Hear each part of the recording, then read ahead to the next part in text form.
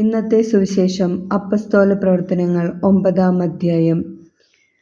സാവൂളിൻ്റെ മാനസാന്തരം. കർത്താവ് പറയുന്നു: സാവൂൾ അപ്പോഴും കർത്താവിൻ്റെ ശിഷ്യരുടെ നേരെ വധഭീഷണി ഉയർത്തിക്കൊണ്ടിരുന്നു.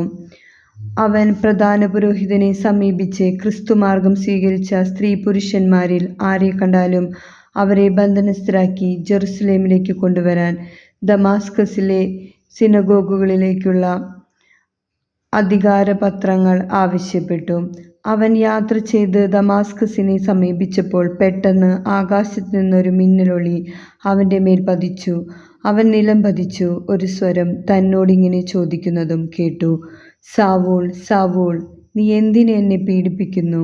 അവൻ ചോദിച്ചു: കർത്താവേ, അങ്ങ് ആരാണ്? അപ്പോൾ ഇങ്ങനെ മറുപടി ഉണ്ടായി: നീ പീഡിപ്പിക്കുന്ന യേശുവാണു ഞാൻ. എഴുന്നേറ്റ് നഗരത്തിലേക്ക് പോവുക. നീ എന്താണു ചെയ്യേണ്ടതെന്ന് അവിടെ വെച്ച് നിന്നെ അറിയിക്കും. അവനോടൊപ്പം യാത്ര ചെയ്തിരുന്നവർ സ്വരം കേട്ടെങ്കിലും ആരെയും കാണായ്കയാൽ സ്തബ്ധരായി നിന്നുപോയി. സാവൂൾ നിലത്തുനിന്ന് എഴുന്നേറ്റു. കണ്ണുകൾ തുറന്നിട്ടും ഒന്നും കാണാൻ അവനു കഴിഞ്ഞില്ല. തന്മൂലം അവർ അവനെ കൈക്കു പിടിച്ച് ദമാസ്കസിലേക്ക് കൊണ്ടുപോയി. 3 ദിവസത്തേക്ക് അവന് കാഴ്ചയില്ലായിരുന്നു. അവൻ ഒന്നും ഭക്ഷിക്കുകയോ പാനം ചെയ്യുകയോ ചെയ്തില്ല. നമ്മുടെ കർത്താവിന് സ്തുതി.